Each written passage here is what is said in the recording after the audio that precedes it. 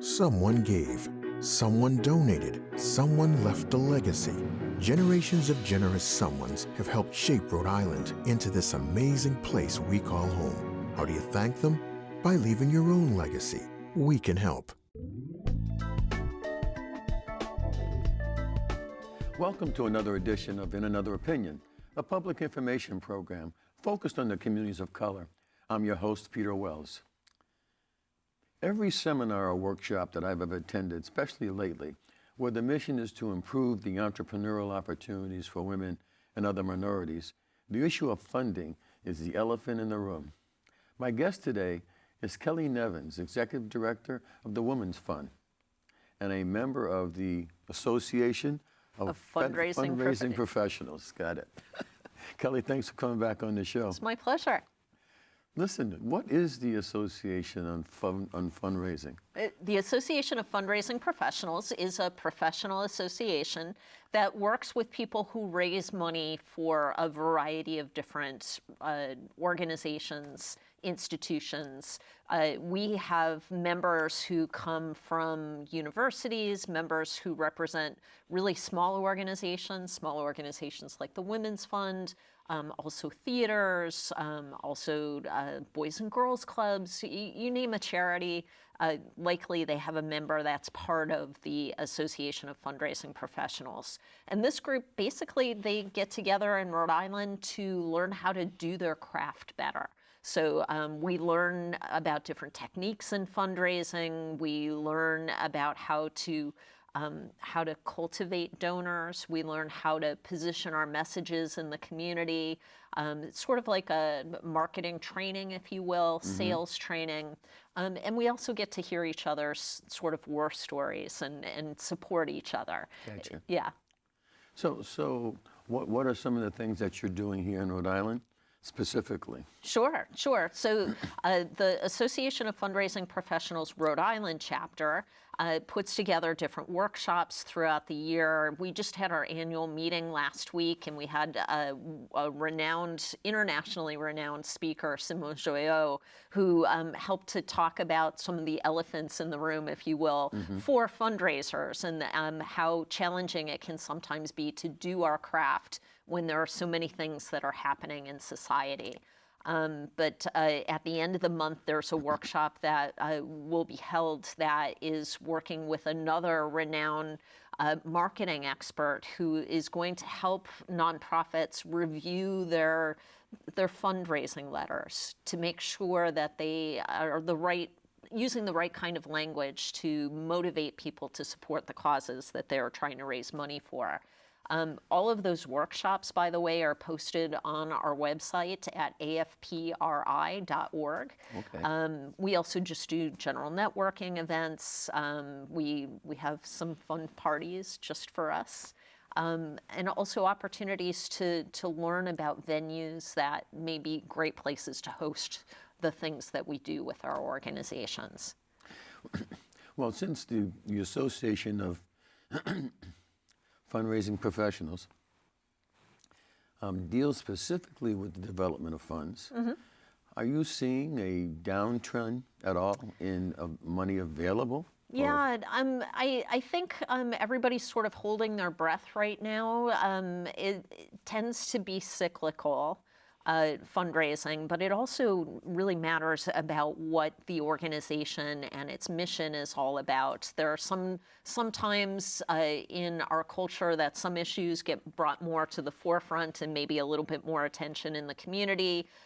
There are times of year that are more well-suited to fundraising. Lots of people wait to do their giving to the communities in the giving months of the November and December, yeah, Thanksgiving, sure, and the holidays. And so it really does sort of flow back and forth.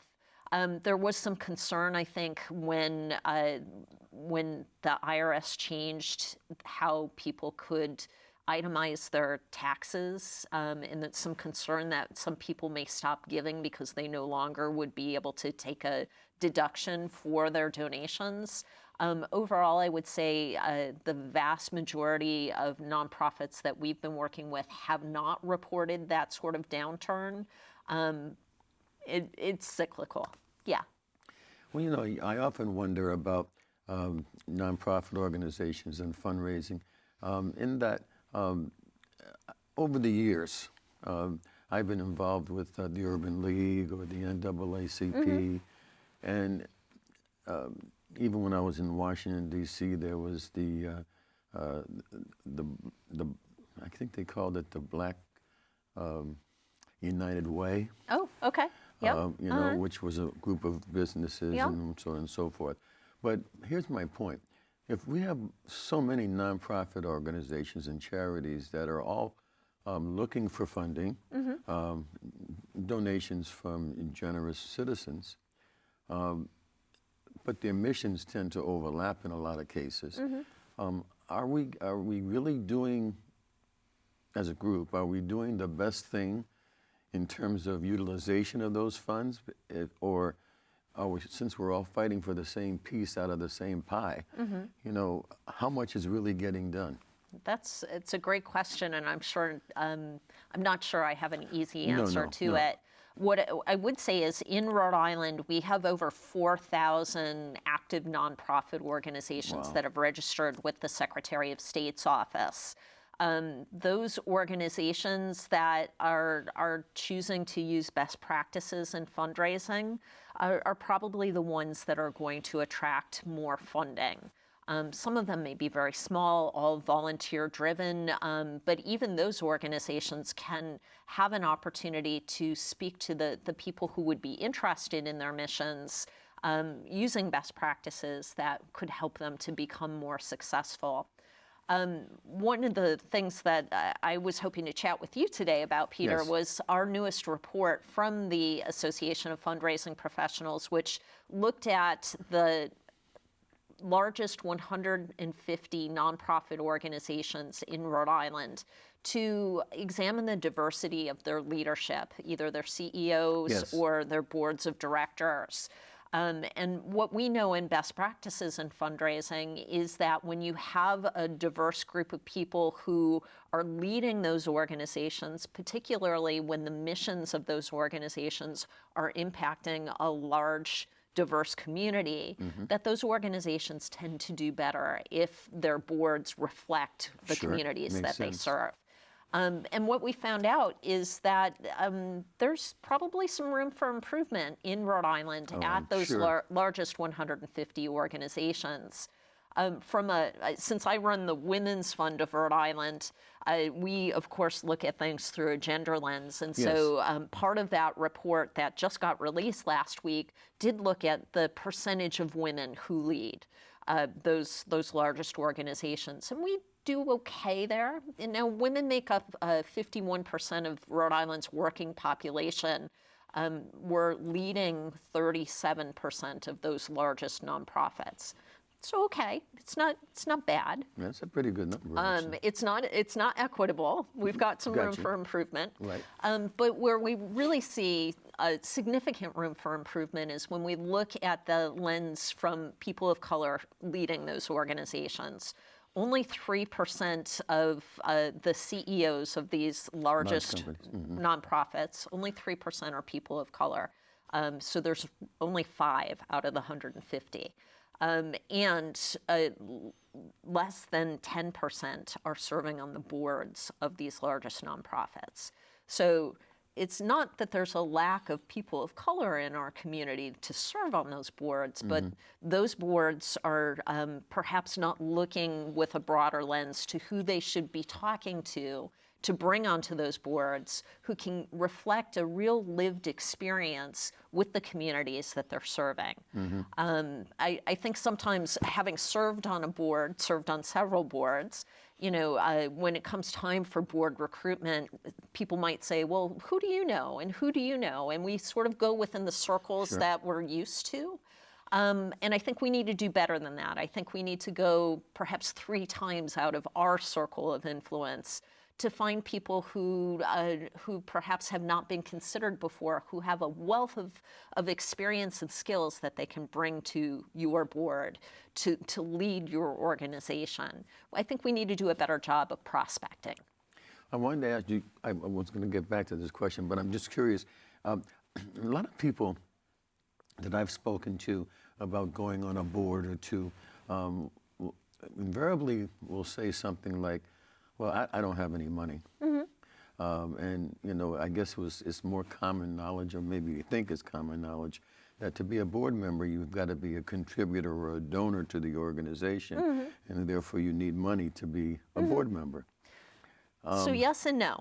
Well, see, yeah, and I think that's a deterrent for some people who may have a wealth of skills that they may want to bring to the table, but are afraid to voice that because they may feel they lack the other piece. Sure, sure. Well, so every board is different. And I have been on some boards that actually have said that in order to be a board member, you must give X amount of money. I have been on other boards that, like the Women's Fund, I don't serve on the board, I run the organization, but our board will say it doesn't matter what you give as long as your gift is a leadership gift for you. So, so you determine an amount that says that I am investing in this organization. This is a meaningful gift for me to give you, and I will help you get the word out to other people in the community. It's sort of the give and get mentality. So some boards may mandate a certain level, and it's worth having the conversation with whomever is doing the recruiting about what those criteria are. I would say, again, in best practices that from recruiting board members, I prefer the not mandating a certain level, but saying, please make a leadership gift that's in giving with your feeling about this organization being a priority in your life. I will say that many grantors to organizations will look to see that there's 100% board giving. Right. And the reason is because if your board doesn't even believe in your mission, why should they be investing? So yes, there is, I would say, a very real expectation that people should give as board members. Depending on the organization, it varies, and it's worth you having that conversation. Yeah, because I mean, there are, and let's face it, there are poor people, and I shouldn't say poor people with lesser means, who really want to be involved, but don't feel they can make that leadership gift because things are very tight in their own household. Sure. So, I mean, it's a catch-22, I think. Well, and so the other perspective here, of course, is that if you as an organization are serving a community of people who have lesser economic means, that it's worth having people who represent that voice and the leadership level so that they can, again, share their very lived experiences and perhaps look at different ways of helping your organization to help the people that you're trying to help the most. Again, I would also emphasize that it's both a give and a get. Gotcha. And so the get might be you're helping to fundraise. Maybe you are helping to sell tickets, even if it's just putting stuff out on social media to your network of friends about an event that's coming up. Or maybe you're working at an organization that gives corporate gifts and you'd be willing to make an introduction for that organization to the person who makes decisions about making gifts. So it doesn't have to be a barrier.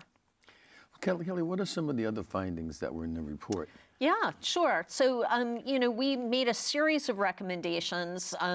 One of the things that we know is that if somebody is going to be considered for a CEO level at a large nonprofit, at many nonprofits, most likely they're going to need some fundraising experience. So looking at who is in your leadership pipeline on staff, even if they're not somebody who wants to be a fundraiser by profession, making sure that those folks in the leadership pipeline have some experience and training in fundraising is going to help them be considered for those top roles if and when those positions become open. So thinking about as a nonprofit organization, how are you helping all of your staff to get some of that fundraising training? And again, the Association of Fundraising Professionals can help with that. But it may be, again, including them on some of the planning meetings for events that are coming up. Even if they're not responsible for the overall fundraising, having them as part of that is really important. And then volunteers, including volunteers in the community to get some of that training. If you in the audience are somebody who wants to be considered for a leadership role, volunteering to serve on a fundraiser is a great way to get some of that training so that when positions do become open, whether paid or on the board, you've got the experience that makes you a very viable candidate. You know, the previous show that I taped, I talked with some younger people about what they saw in terms of our social environment and our community going forward. And we were talking a little bit about technology and how I see people texting, you know, back and forth, but there's very little face-to-face contact. Well, how does the trend of the future going to impact nonprofits and boards and the ability of these organizations to do the job as people become more isolated with their electronics? Yeah, well, I will say that virtual fundraising is a very real strategy that many nonprofits are taking advantage of. If you think about the ALS Ice Bucket Challenge, yes, right, if you remember that, people were posting pictures of on Facebook, video of them dumping ice over their head, and then people would presumably make donations to them for doing that. Right. There are lots of virtual teams that get set up. That's what I was talking about in terms of helping to promote events to your circle of friends via Facebook or social media, whatever channels you might be using. That's a very real way to raise money for organizations. And so it's also a very real way that we share information about the mission of the work that we're doing. So most nonprofits today have websites. Many of them have YouTube channels. Many of them utilize regular social media feeds to tell people and educate them about the mission of their organizations. So I don't think that we are seeing any sort of isolation and people turning off from doing the good that they want to see in the world. They just may be using different strategies for that. Really? See, being a novice today in the area of social media, I'm just surprised. I would have thought that, you know, when I go out for dinner and I see a couple come in and sit down, the first thing they do is they whip out their phones, and they're having dinner, but they're on their phones. I'm saying, how is this going to help? But as you say, social media, I guess, is making a break there. Most nonprofits and organizations today do have a website for marketing purposes. So I'm assuming that is a viable way of generating money.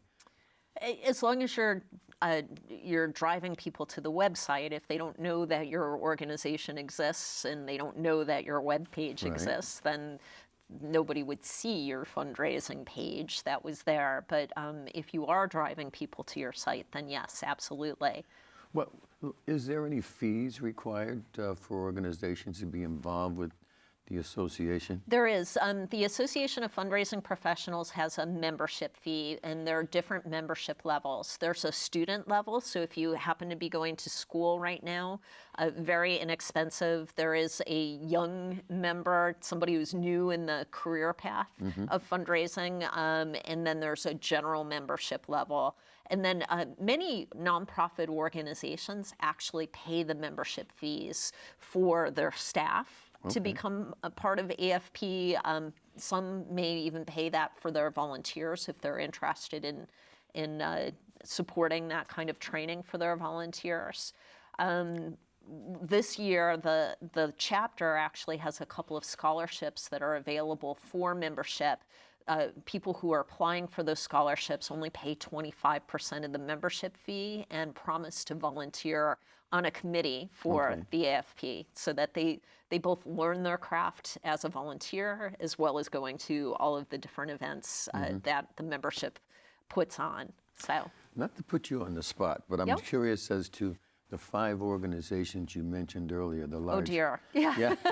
If you rather not, then I understand. No. It's simply that I don't remember them off the top of my head.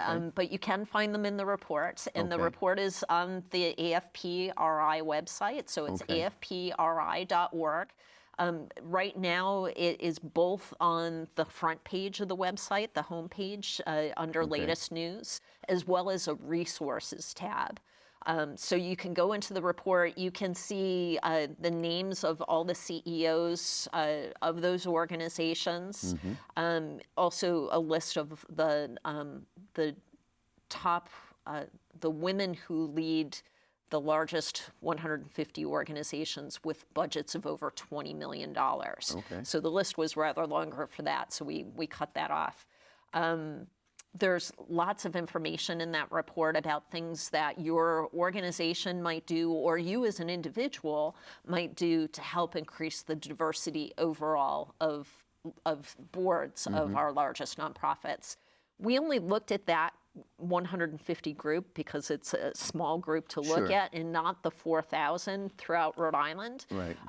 What I would say is if the largest organizations are not reflecting that diversity, then a good chance is that the organizations that you know and love also are not reflecting that diversity. And we would encourage people from your audience to step up and say, hey, I'm interested in becoming a board member of whatever organization has a mission that appeals to your heart. Nonprofits, sometimes we're short-staffed and we don't necessarily know where to reach out. We love it when people step up and say, hey, I'm really interested in your mission. Tell me more. How can I help? Would the best way for that to happen would go to the Women's Fund webpage or to the association? So the report is from the Association of Fundraising Professionals. The Women's Fund of Rhode Island also is listing it on our website. The reason that I'm here is because I chair the IDEA committee for AFPRI, which stands for Inclusion, Diversity, Equity, and Access. So it ties into my role at the Women's Fund as well as AFP Rhode Island. I can be a resource for you, but I wouldn't necessarily say I'm the best resource. I understand. There are websites that can help you think about board membership within organizations that you may be interested in. The United Way of Rhode Island, which helped to fund that report, also has a volunteer center attached to it.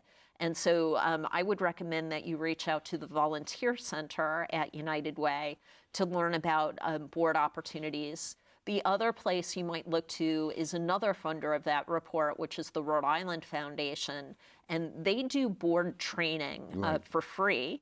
And there's a person at the Rhode Island Foundation who works specifically with boards of directors. And they may also know of organizations that are looking for new board members. I guess, and then the other side of that is identifying people in the community who are interested. That's the other piece. And you know, you can't put a list together, but you can, I guess. So again, I'm recommending, and through the report, it is recommending to go 3 times outside your social circle to be thinking about who you'd want to recruit. So I would say to you, Peter, who do you know? And you would tell me 2 people, and I'd go to them and I'd say, well, who do you know? And then really start to connect in that broader circle with people who may be attuned to the mission of my organization or whichever one I'm recruiting board members for. If nothing else, it helps to educate the broader community about the mission of the organization, but it does give you an opportunity to also look out beyond your immediate circle to say, who are we missing? Who should be at this table? You know, I had one of the previous shows, I mentioned a gentleman that was on the show, Juan Wilson. one's a Generation X person, and I asked one who the young black leaders were from his perspective. And he gave me a list of some 63 people. Now, I don't know very few of these names. But the point is, it's like going a step away from your group. He gave me a list of people from the age 13 to 50 that were considered to be activists and working in the community. I mean, that's a list of folks that probably be perfect for what you're looking for, especially for development purposes. Absolutely. Not necessarily the 13-year-olders, but definitely those that are of age. Yeah, absolutely. Well, and you bring up a really good point, because one of the other things that the IDEA committee from AFP is working on is how are we bringing new people into the profession? And so we've been hosting careers and development networking nights. Mostly at local colleges, but we're interested in bringing that to whomever may be interested to talk to young people who've yet to start their career paths about what it's like to be a fundraiser. And we get to talk about, our missions and some of the exciting things that we get to do. Sometimes, for example, I get to meet famous people that I probably wouldn't get to meet because of working in a different industry, but because they're tied to our mission, they're interested in our work. We get to go to fun parties because that's how we raise money. There's interesting things that happen for fundraisers that wouldn't necessarily happen in a different career path. We'd love to turn more young people onto that path. Yeah, that's what my previous show was about is, the youth. What does change look like to you? Yeah. And we really need to focus on that. Sure. Well, Kelly, listen, we're running out of time, but real quick, what's happening with the Women's Fund? Anything Oh my new? gosh. So two big things. We have our Women Leading Change celebration that's coming up on April 30th. Okay. This year is the 100th anniversary of the ratification of women's right to vote, where all women got the right to vote, but it took much longer for all women to exercise that vote. We're going to use that as an opportunity to talk about gender equity in our community, where it has been and where we're going. We'd love to have people involved in that.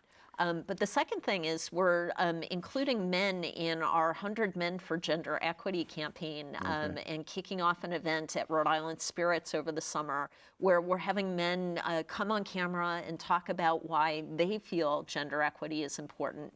It's an exciting event, and we'd love to get more people involved. Sounds good. Yeah. Sounds good. Thank you. Well, we'll promote it. Oh, thank you. Well, as usual, we've run out of time. Yeah. But I want to thank today's guest, Kelly Evans, and you, the viewers, for tuning in to another edition of In Another Opinion. A special thanks to PBS for making this program possible. Give us your opinion on Facebook or Twitter at #InAnotherOpinion. I'm your host, Peter Wells. What's your opinion?